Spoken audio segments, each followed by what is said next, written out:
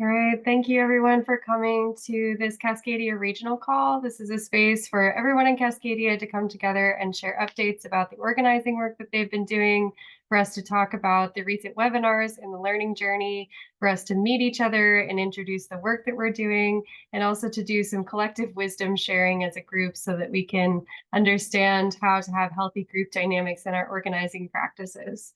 I'm going to go ahead and post the agenda in the chat.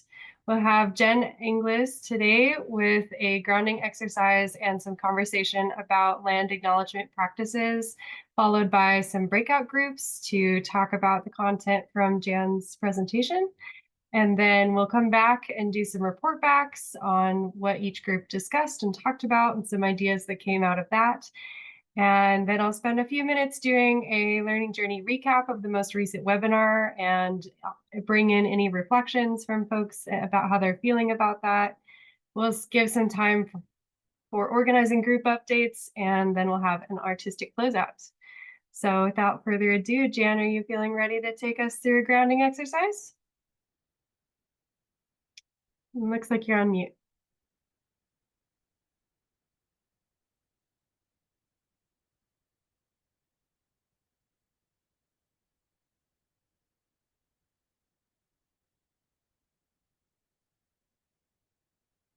Good, got it.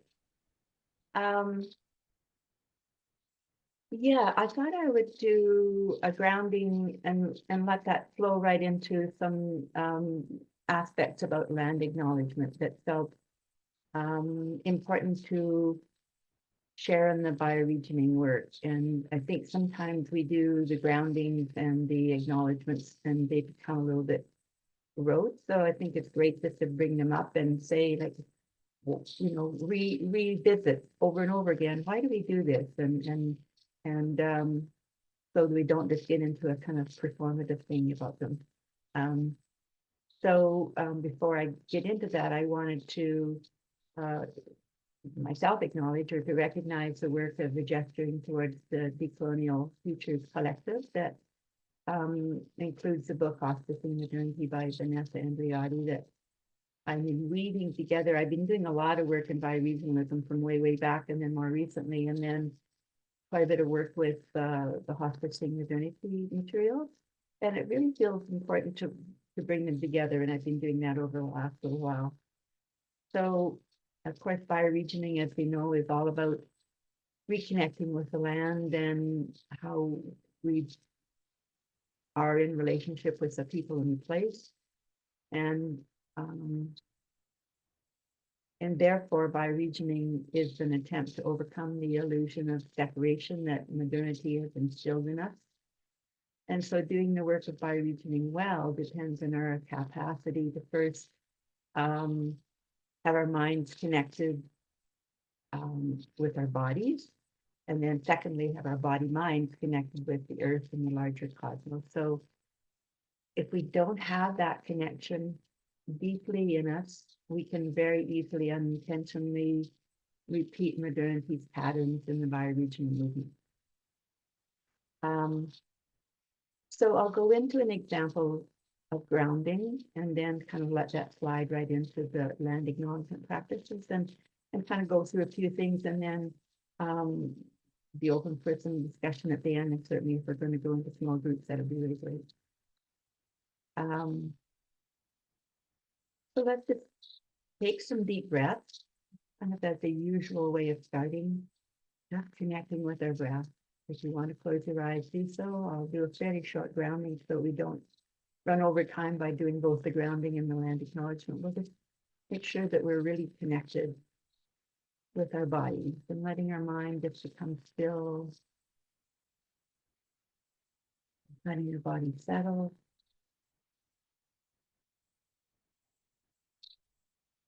And feeling your weight drop down into the floor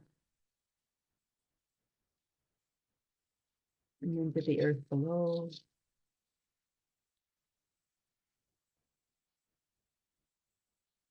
And let this very simple, natural act of breathing connect you with the life energy that's moving through you and around you.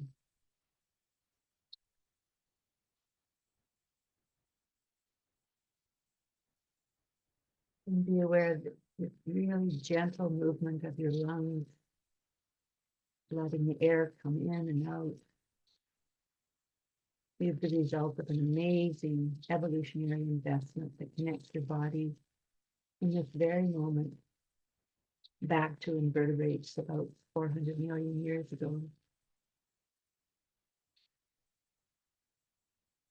And being aware that this act of moving your lungs and taking in the life-giving air also connects us with the creation of oxygen that began about 2 billion years ago, based on photosynthesis, which is happening in this very moment right around us.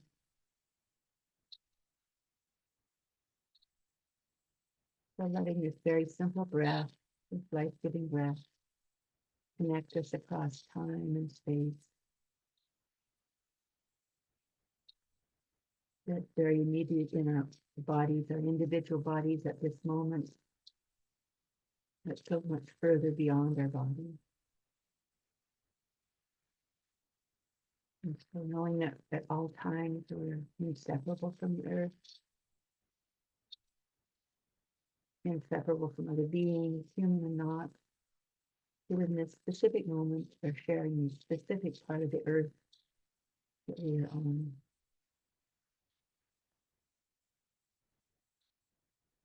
And then from this very connected space of your mind with your body, and this space of connecting with the earth around you, come present with each other into this virtual meeting space, knowing that we can both stay very deeply connected and yet also connected with each other in ways that can be effective and energetic and articulate. We don't have to lose one in order to come into the other.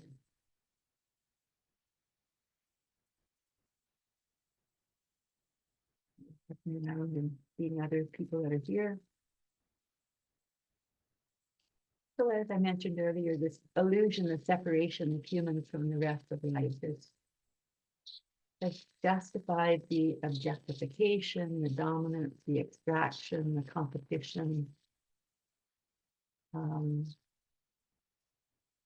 et cetera, that is moving into situation of collapse. So these beliefs and habits have been ingrained in us for thousands of years and basically unseen, but they become normalized and deeply held in our institutions and in our neurophysiology, almost like an addiction, having conditioned us to steadily seeking progress and certainty and comfort, making it difficult for us to do the activism that we've been working on probably for many years to try to shift us off this path of environmental devastation and inequity, but there's a stuckness that has been holding us in these patterns. And one practice that can be one of the deep ones that helps us shift from these habits is this practice of respectfully and relationally, humbly acknowledging the earth and its beings that we are very dependent on. And in the last few years, land acknowledgements have become fairly common. I know certainly in the part of British Columbia and Canada that I'm in, they're very common, as I think they are probably in Cascadia and other parts of the world. And it's certainly a step forward from the previously knowing nothing about the Indigenous people of our home region and sort of carrying on with our colonial arrogance. And I'm not sure about your experience, but it seems to be that the land acknowledgements have become kind of stiff and performative and awkward and maybe even obligatory things that we do before a public meeting. And then we finish them and then we just get down to the real business that we came to do. And so that way of doing it basically leaves us still being disconnected from our bodies and disconnected from the land and the history of the places that we're in. So that's partly why I wanted to bring forward some of the material from the GPDF, the Gesturing Towards These Colonial Futures Collective, because I feel it does awaken us again into why we do land acknowledgement. And quite often, I know the practice of land acknowledgement only names the first people of the place. Yet it is this intrinsic interrelationship between the people and the place that colonization has actually damaged. So we need to acknowledge both the people and the place, the historic people and the place. So in acknowledging the land, acknowledging it as a sacred living entity from which we all originate. The being to which we are inherently connected and relationally accountable no matter where we live. And we do this when we do our bioregional circles by naming the place that we're currently in, the watershed, the water catchment areas. And we could go into naming the major flora and fauna that are characteristic of the region, and then into the cultural practices. And then usually, especially if we're doing something online, we can add the commonly known recent colonial names. And right now I'm calling in from the confluence of the Kootenai and the Columbia Rivers. It's maybe north and east of where many of you live, and near the headwaters of the Columbia Rivers. And in the last about 150 years, the area has been known as Nelson, British Columbia, Canada.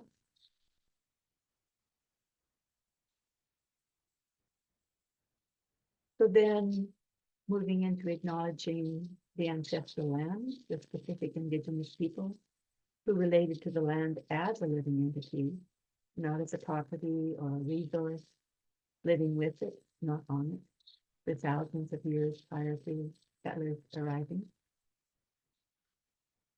And this acknowledgement needs to include and recognize our settler complicity in the past and ongoing systemic violence that has occurred to both these people and the earth.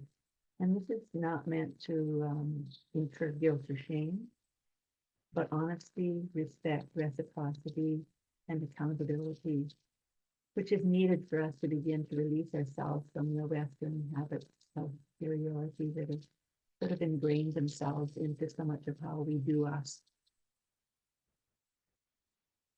And a third aspect of acknowledgement, especially if we're doing a virtual meeting, can be the acknowledgement of everything that's made it possible for us to be here today.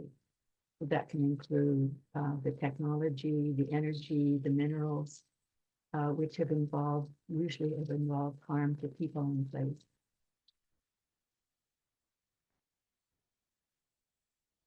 And then we can acknowledge ancestors, both those that have come before us, who have brought us wisdom, but some who have made mistakes, and those ancestors who are yet to come, and those of other species.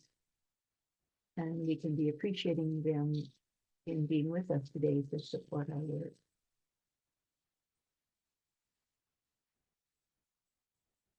And another acknowledgement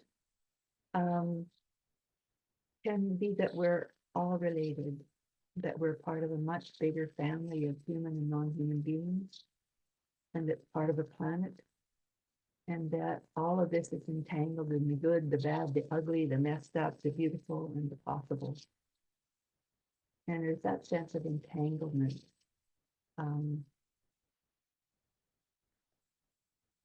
That just even thinking of that moves us out of this sense of being the individualized, separate self.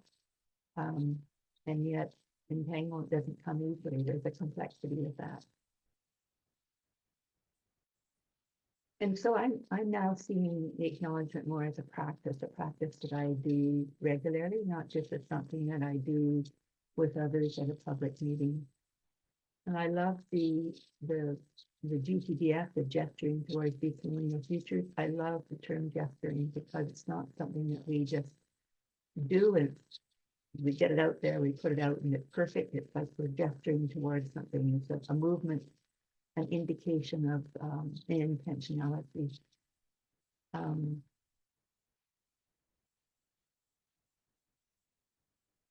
One of the facilitators, I just did a course called Leading in the Meta Crises that was supported with the GTDF, and it was run through the University of Victoria. And one of the facilitators there spoke very strongly about the fact of how easily it is for us to revert back to our human superiority and by doing the land acknowledgement. He said, you know, the land does not need to be acknowledged by us, which is sort of like validating it or giving it meaning or purpose. It's been there doing fine for a really long time, and it's us that are the newcomers. So just being kind of mindful of how we can often shift the land acknowledgement to being like, here we are, aren't we great? We're going to acknowledge the land. It's like being able to kind of come back to the sense of humbleness. So that was kind of a fast run through of some points that aren't something that's like it's just a reminder and a reminder of a practice, and then bringing those into how we may open the meetings bi-regionally, I think would be something that I feel would be important. So I'll just open it up for any responses. And I'm also really curious if other people here have been engaged with the hospicing modernity and or the decolonial futures, then we could talk a bit about that here in the chat, or you can get in touch with me more on in the Cascadia Telegram if you want. Thanks. Beautiful. Thank you so much, Jan. And happy to take any quick responses to what Jan offered to the group today. Or if there are no responses, we can move into our breakout groups. So feel free to put a hand up if you feel called to share. And otherwise, I'm just going to go ahead and introduce our topic for the breakout groups. So you can talk about anything that came up for you as part of Jan's share, or you can talk about how to thoughtfully listen to diverse voices as we're doing these group organizing and grassroots efforts. So yeah, I'm not seeing any hands yet. Yes, Hospicing Modernity is a fantastic book. I did drop a link to it in the chat if you haven't read it already. It's a real beautiful gem of really working with paradox and all of the complications that come up as part of existing inside of our modern landscape. Okay, so in your small groups, just make sure to determine who will give a report back when you all come back to the bigger room, and I will go ahead and send you off. We'll have about 20 minutes, so feel free to do introductions, let some organic conversation happen, and if you have any trouble, I'll be here in the main room helping with tech. So I will send you off.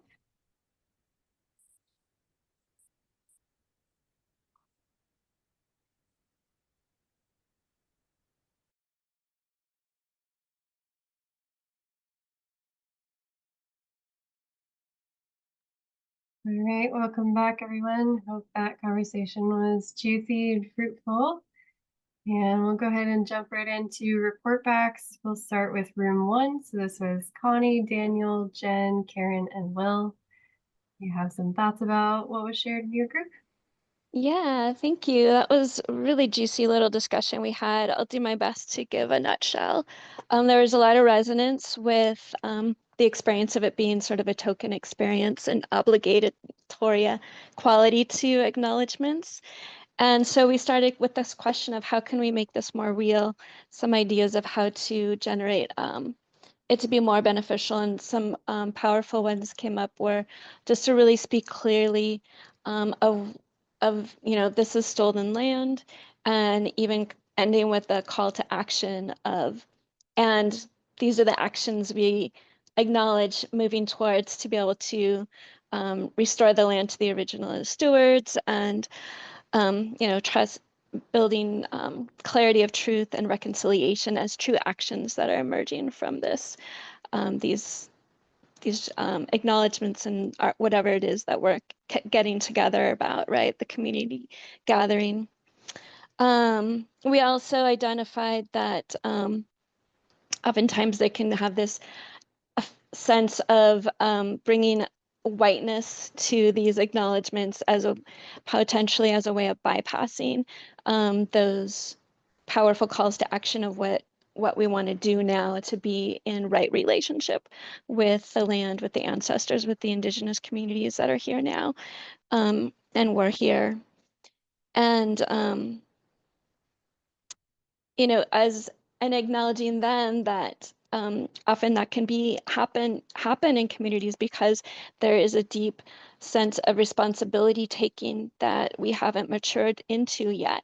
And being able to feel what all is here to us to feel and acknowledge, truly acknowledge, not only in words, but in embodied experiences. And also just this idea of this is what we're working towards, to be embodied on the land and to have those imprints of what it is to be in right relationship, so that when we are acknowledging, it's coming from that deep sense of place and kind of in the stream of the flow of that connection, because we have true relationships with this place and with the original peoples of this place. So yeah, that's a quick nutshell. Thanks again for the prompts. Looking forward to hear other groups speak to this too. Beautiful. Thank you so much, Karen. That was lovely. And moving on to group 2. So that was David, Denise, and Drew.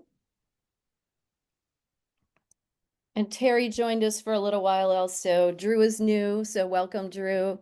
And I really appreciate what Karen just said about response able. I think that's really kind of also touches on what we really explored, the idea of how do we really listen to diverse voices, and the importance of holding space for silence and to listen with without judgment, and really suspending your like really listening and not having that veil of what you already think and what you already know, and really just try to be there with a curiosity, to hold curiosity, um, uh, creating a space where people can talk in rounds so that everybody has a chance to be heard and they can pass, but we really want to create space where people can be heard, and that takes trust, and that just takes really deep listening.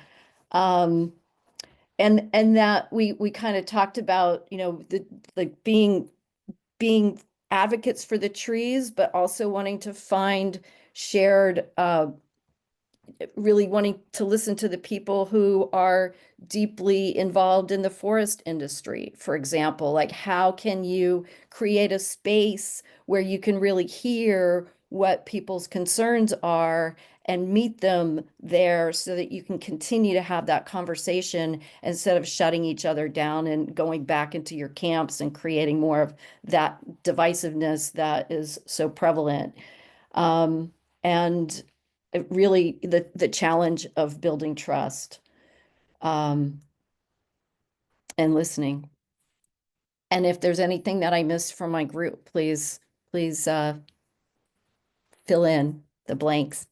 Thank you. Beautiful. Thank you so much for that lovely share. Sounds like these are really, really good conversations. So I'm really happy about this. All right. And then moving into room 3. So that was Anna, Ellen, Melanie, and Brandon. I believe Brandon had to step out. Any thoughts? Yes, I love what both people just said. We spoke of the importance of having the acknowledgement for people who aren't quite aware of all the atrocities and colonization and how we came. So even taking this baby step of acknowledging that this land was stolen from these people, and taking baby steps from that to being able to just know we're on Earth, you know, in these beautiful bioregions, and just working together.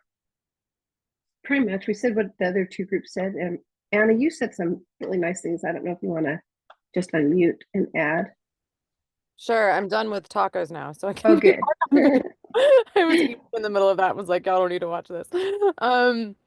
Yeah, just like something I'm thinking about a lot too is that everywhere we go, we're in an ecology, and that's very easy to lose sight of when you're in like an industrialized space. And so like inviting people to be like, think about this land and think about its needs.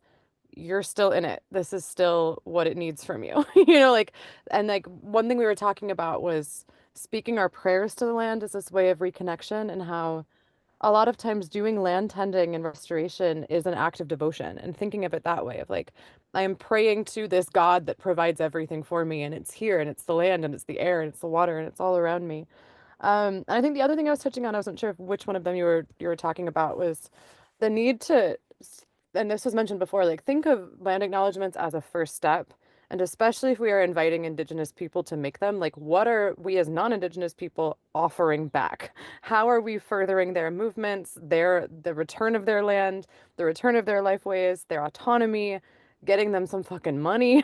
Like, they're like thinking about this as a first step towards reconciliation and reparations, not as just like an obligation to do to make ourselves look woke.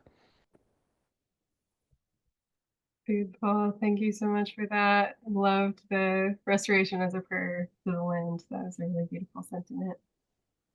Okay, and moving into room 4, that was Jan, John, Jonathan, Kimberly, and Sanjay.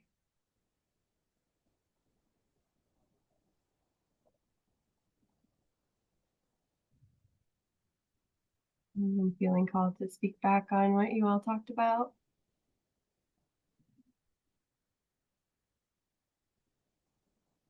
We neglected to pick someone to speak for us. You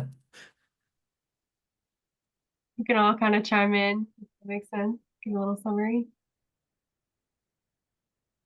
I guess what I would say, a couple of things. First of all, I really appreciate what the other 3 groups have already shared, and I think we're really in agreement.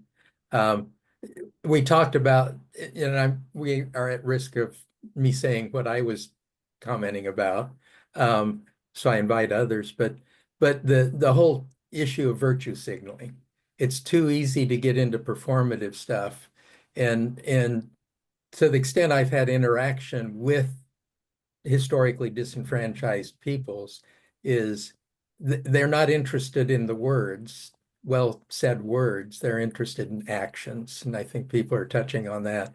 I think the other thing that's easy to fall into is once, and I appreciated the idea of these acknowledgement statements are a way of educating people.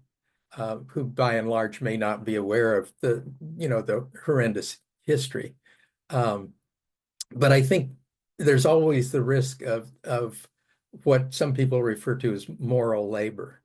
And that's that for maybe generally people of European descent, to feel better about some of that history is putting work on the people who had suffered under that history. And it's not their job to help some of us feel better about what happened. But I think those were a couple of things. I invite others in our group to share as well.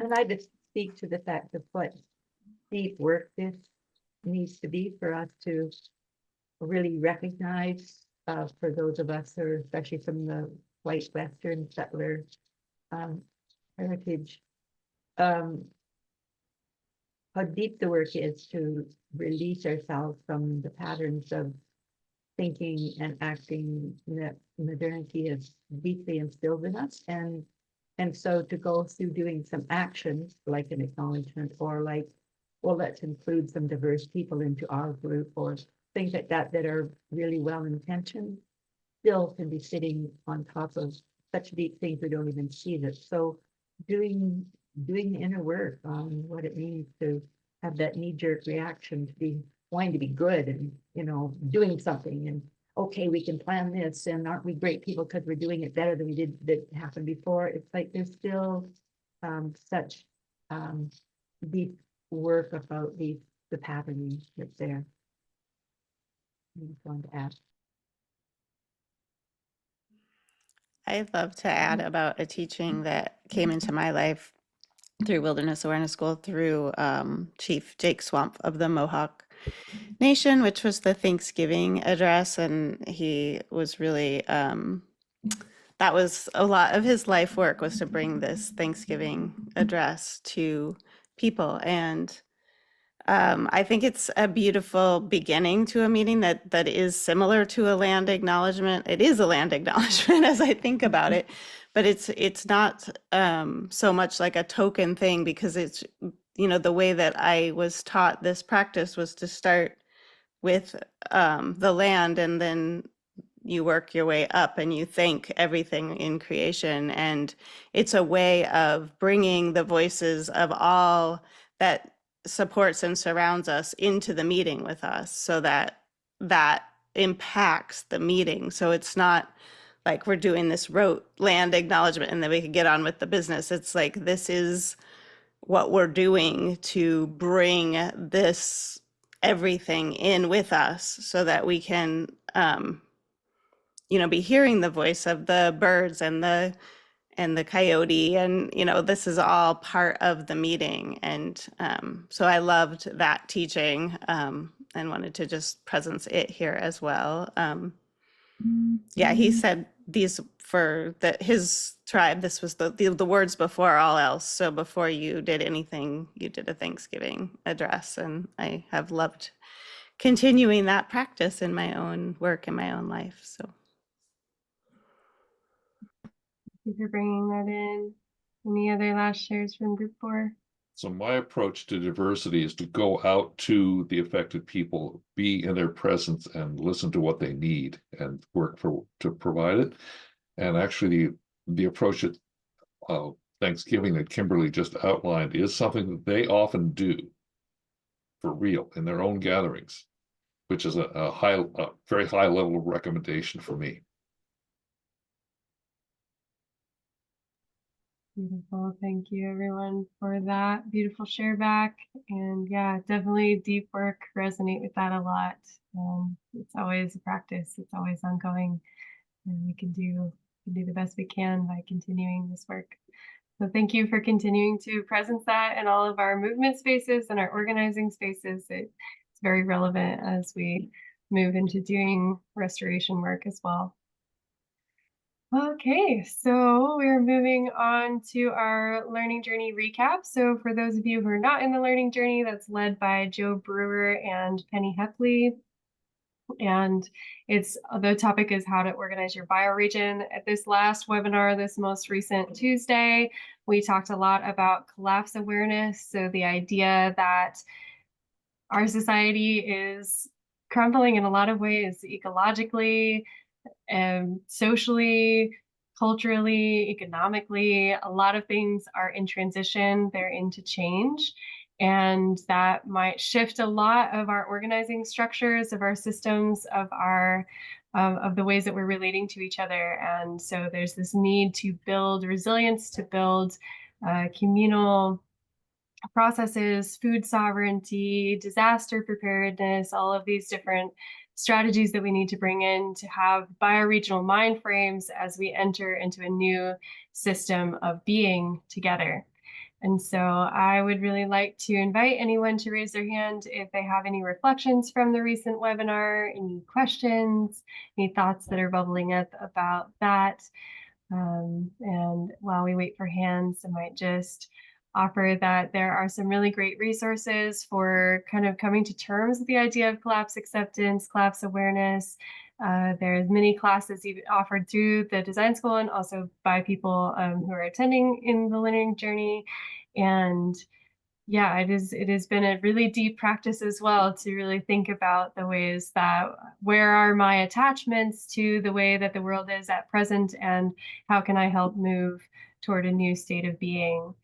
So yes, and the inner space that Penny hosts on the off week of the learning journey, which is at the same time on the same Tuesdays and Thursdays, that's another great place to be working through the grief of collapse acceptance. And I think that it's really, really important to be doing that grief work alongside all of our restorative rebuilding work, because it's just really necessary to hold. And if we can do that grief work for ourselves, when other people start to wake up to the major griefs that are coming our way, we're prepared and we're able to hold space to move them through that process and allow for them to also become collaborators with us in a shared vision and capacity. So passing it on to Daniel. Yeah, something that we really planted a seed this last couple of the meetings at the design school for me around. Later, I'll be writing more about it, but essentially, you've got this window. It's like this Dymaxion window, or this belt of thriving, where on the one end is the Star Trekky, techno-utopian, like, we've totally got this, we're going to be able to find a way for everybody to thrive in wildly optimized ways. And then you've got this whole belt coming down of different degrees of like, okay, we've burned through 90% of our resources, so like we can still have everybody thrive, but what that looks like is radically different. But then at the bottom of that window is that part where the sort of Buckminster Fuller anti-Malthusian piece is there of like, beyond this point, the idea of everybody who is currently around being able to thrive at all dips, and the worldview radically changes then, and the strategies change then, and all of these pieces. And that's not to evangelize where exactly on that we are, but just saying having a functional framework that helps us orient with each other and like the wide with each other around that, so that we're able to understand where are the commonalities of alignment in what we're working on, and what are the presumptions and underlying presumptions that are there around what things are going to look like and what should be done because of that is so critical. And so yeah, a lot of seeds planted from this last week. Beautiful. Thank you, Daniel. It was really interesting to me to see how even though we were talking about, you know, big griefs, big collective griefs, how many people were inspired out of that. And that's really what I've been seeing. I read the book Breaking Together by Jim Bendel, and he talks a lot about like, it's actually a kind of a misconception that if you tell people like, hey, things are going to start collapsing, that they're going to go off and do all this hedonistic stuff. Like that might also happen, but a lot of what happens is like, what is the legacy that we actually want to leave though? And so it kind of wakes people up to actually moving closer to their purpose as human beings. So thank you for that. And moving over to you, Jonathan. Yeah, thanks. If it's okay, I'd like to share the text of the prayer I just put in the chat, because the lettering didn't come through. It doesn't work in Google very well. So here it is. This is in the Lushootseed language, which is the regional language around what's called Puget Sound. Quiddichut. As quididich dach chad dual alti slahel. I'm praisingly thankful for this day. As quadido dach chad dual alti slijash.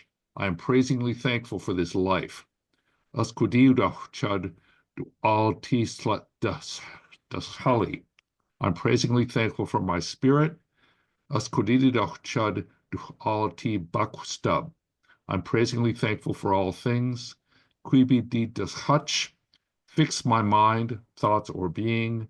Quibi di da quab. Fix my body. Quibi di das hali. Fix my spirit. Hoyo chach as decho, you make them one. Cherachluchach kubilach alti slahech, and I will be well in this life. Cum es iste, so be it. Amen. Thank you. That was beautiful. All right. Any other thoughts or shares about the learning journey, or anything, any questions you're having right now? Anything that feels alive and awake for you? Go for it, John. Oh, Yeah, I guess for some of us, quite a while ago, we tumbled to the reality that chaos or disruption actually is opportunity. You know, the silver lining is it presents opportunity. The sad part is the grief. It would be nice. We could have avoided a lot of it, but we didn't. And it just comes down to that is one of the significant sort of environmental circumstances that create meaningful change, is when all bets are off with the status quo, human beings are a collective learning creature and a collaborative learning creature. So I think it brings out, sad to say, it brings out the best in us when we're really up against challenges. So um, and we are definitely facing some. Really, thanks for bringing that in, John. Denise, did you have something you wanted to say? Yeah, what I wanted to, so the summit is, we won't meet again as this group until after the summit. And so just ahead, I think you all know about it. It's going to be really fun. And this Sunday, we're going to do an art prep at Capitol Hill in preparation for hands-on art projects. And one of the hands-on art projects is going to be a print your own Doug flag station. So we're going to be prepping the backgrounds, and then the stuff will be there with aprons so you don't get ink on you, so people can print their own flags. Beautiful. Thank you, Denise. And for anyone who didn't know about it, the Cascadia BioFi conference is coming up next weekend. It's Cascadia BioFi, BIOFI.org, if you'd like to learn more about that. And over to you, Melanie.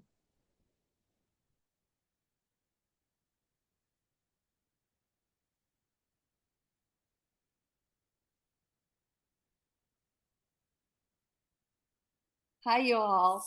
So I did have a couple of thoughts that I had about, it feel like we're kind of like backtracking now after that last share.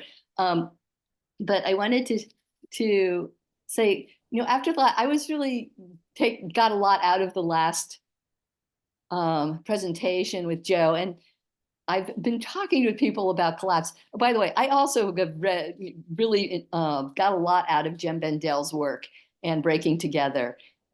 Really a remarkable effort on his part, and really has some great ideas and guidance and framing that's quite unique.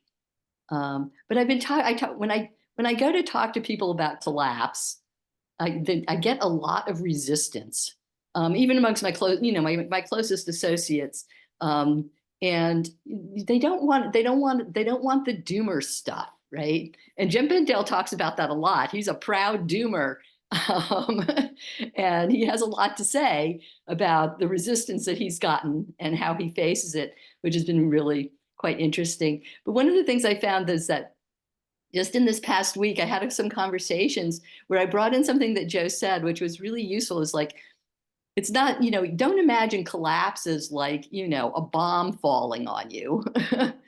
It's already collapsing. And he was like, the fisheries are collapsing, and the financial system is collapsing, and the extractive capitalism is collapsing. And everybody in my circles can immediately grasp that and agree, right? And it's been a very interesting way of shifting the conversation. And I just wanted to put that out there. Beautiful. Thank you. All right. Yeah, one more thought, Jan? Well, I think it's also helpful in terms of this sense of us getting a bit carried away with our arrogance, is to be aware that for many, many people, they've gone through a lot of collapse for generations, and have come through it in ways that is traumatic, and not just to romanticize that by any means, but we're just heading into something that we've actually created for other people. So there's that humbleness in that. And also I find, I worked with Joanna Macy way back from 1982, done the collapse and despair work stuff with her for a long time, but there's a difference between feeling the grief and having it lock into something. It's like feeling the grief and then it shifts. It's actually part of doing the work. It shifts, the energy shifts. But there's a way of, when our beliefs get stuck on that it becomes a framework and a despair, and then a disconnection from our own energy that is quite different. I think just to be able to understand the difference in that really releases part of it. Thank you. Thank you for pulling that in, Jan. Appreciate that. A lovely conversation. Thank you all. Okay, so moving into some organizing group updates. So if your teams have been meeting, just curious to hear about what kind of work you're doing in your landscapes, what you're preparing for, and feel free to put a hand up when you're ready to speak about that. In the meantime, I can talk about, yes, we have the BioFi conference coming up, and there's over 200 people who are really immersed in this work, who are coming together, who will have conversations about how to create these bioregional financing facilities and how to help flow funding to these smaller grassroots projects, which is really exciting. So that's a big thing coming up. And then in the Willamette Valley teams, both the Northern Willamette Valley and the Southern Willamette Valley have been very, very active in prepping for our eco-regional listening tour that is happening for the Willamette Valley, where we're following the Willamette River from the headwaters to the confluence of the Columbia River. And so we're getting some of those itinerary sites fleshed out now. And yeah, it should be really good. The dates are looking like September 4th through the 17th. So look for more information about that coming soon. And let's go over to you, David. What's going on in your landscape? Hi, Andra. Thank you. I just wanted to bring up that we had an in-person meeting last Friday at Inspiration Farm, north of Bellingham. And we had about, well, it was part of International Permaculture Day. And they had a, tour of the farm, and they had a plant swap. And so there's just a lot of really good activity and hands in the dirt kind of stuff. At the end of the day, we gathered around a campfire, and it was just really nice to be in person with one another. And we had I think we had about 15 people there for the campfire. And we just went around the circle, shared who we were, and we're just still at the point of kind of getting to know one another and seeing who's interested in doing what. So we had people share what their interests were. Just a really good variety of people, and some very intelligent people with some good backgrounds. So it was really encouraging. And on top of that, just to say that I was invited to write an article for a local environmental newspaper called the Whatcom Watch. So some of you have heard about that. And I'm just finishing that up, just about ready to submit that. It should come out in the June issue. So we'll have something locally in print about our work, and just trying to continue to raise awareness about it. Beautiful. Thank you, David. I got to have a little sneak peek of that article, and it was really lovely. So I'm really excited for it to be a template for how groups can share about themselves in the future as they come online with Regenerate Cascadia. So, and just in general, organizing and weaving together regenerative efforts in the landscape. So really lovely. Feel free to throw a hand up if you would like to share. Go ahead, Daniel.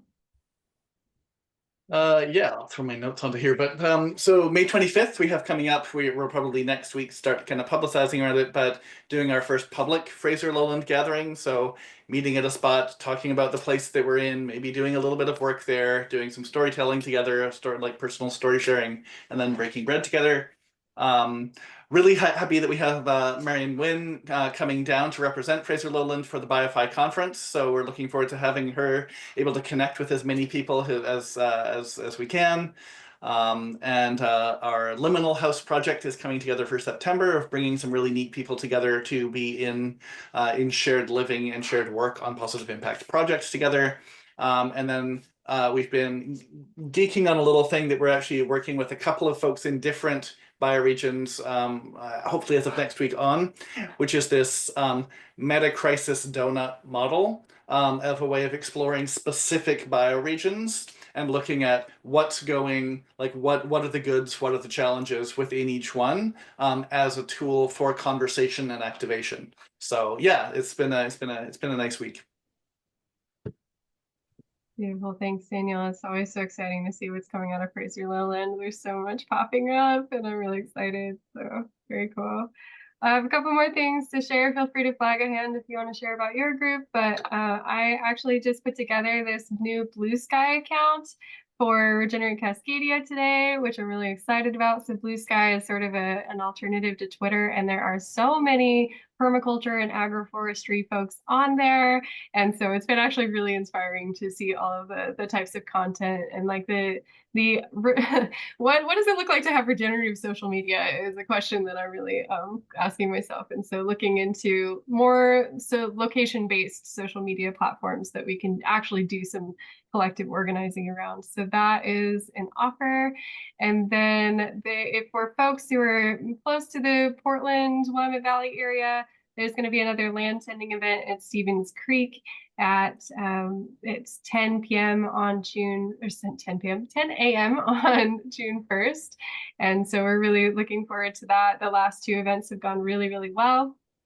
And we had good turnouts. We had 23 people come to each time. And along with that, I recently wrote a blog about how to collaborate with local transit authorities to adopt landscapes, which I'm finding to be a really, really way to get the land back into the commons, which is really cool because there's actually a lot of land around highways, believe it or not.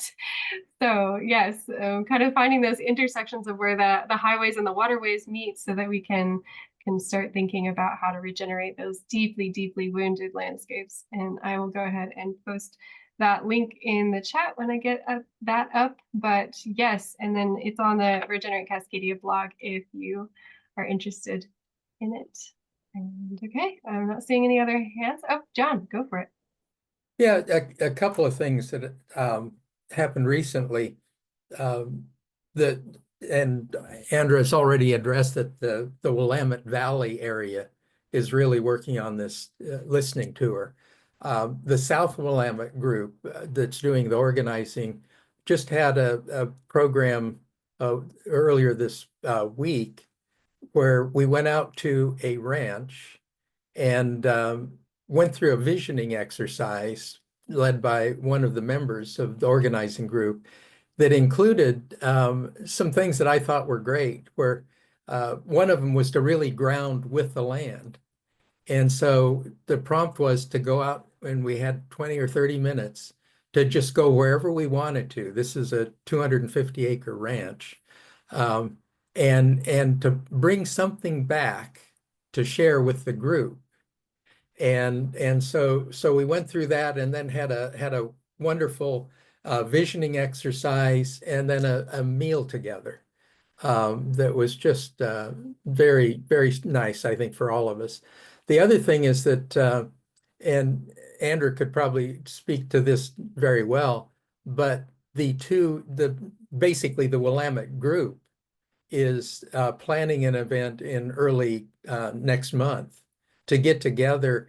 And part of our approach has been to identify sectors, that are critical, housing, food, energy, some of the obvious things, and trying to come together with people. We're identifying people that are working with people in those sectors in their area.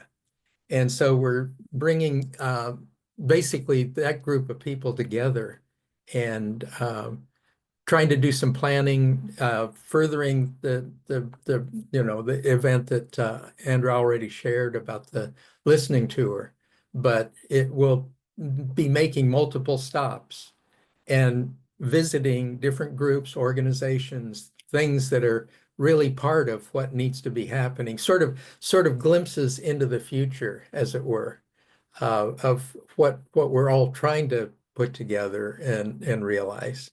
So those are a couple of, I think, for some of us that are engaged in it here locally, some pretty inspiring experiences. I love that idea of the tour sites being glimpses into the future. That really resonated with me, and it's very exciting. And yeah, I'm very excited for the early June event to talk about that as organizers and get folks together. Okay, so I think that's all for our group updates today. And so I just want to ask for if anyone would enjoy leading a grounding exercise at the next regional call. So that will be on May 23rd. I would love for someone to volunteer for that. You can throw in the chat or throw up your hand. Another role that is available for the 23rd is an artistic closeout. So a poem, a story, something around environmentalism or bioregionalism that's really resonating with you as an artistic closeout is another option for the 23rd. So let me know or put that in the chat if you're interested in participating. And in general, feel free to email any of your suggestions about this call to learningjourney@regeneratecascadia.org. Happy to incorporate things. We've got lots of presenters lined up. So if you want to present something about healthy group dynamics or bioregionalism in general, please let me know and I can get you slated into that. On the 23rd, we're going to have Brandon and Claire and Taya presenting on some of the relationships available and the resourcing available from Regenerate Cascadia for landscape groups. So that'll be a good one to be present for. And yeah, we've got lots of really good presenters lined up for the next few months, which is really exciting. All right, so I'm going to go ahead and move into our artistic closeout for today. And I have a poem here for you all. Let us share the screen.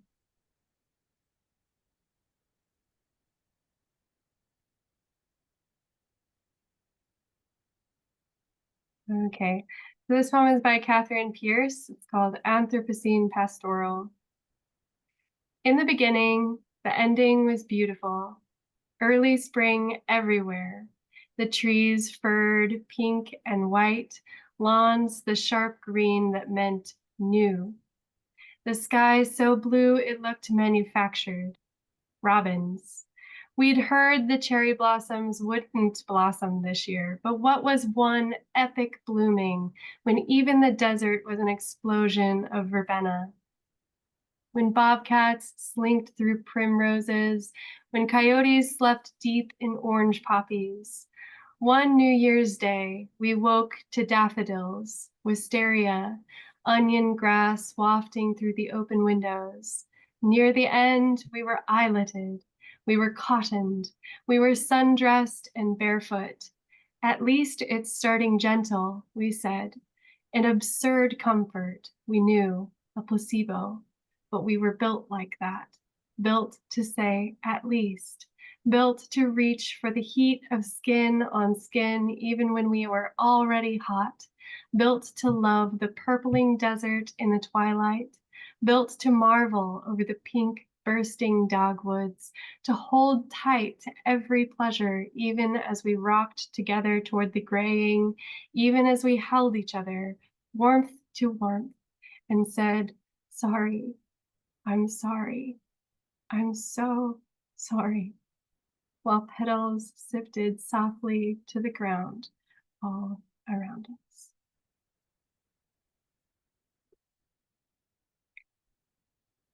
All right, let's just take one last breath together to close out this time. Thank you, thank you, thank you. And one deep breath in.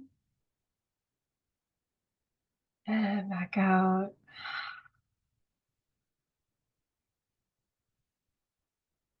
Wonderful. Thank you for collaborating on the landscape and being a friend to all beings. I appreciate you all. And I'm happy to stay on in case anyone has suggestions or feedback about the meeting. And otherwise, have an amazing day. Thank you, Andra. Thank you, everyone.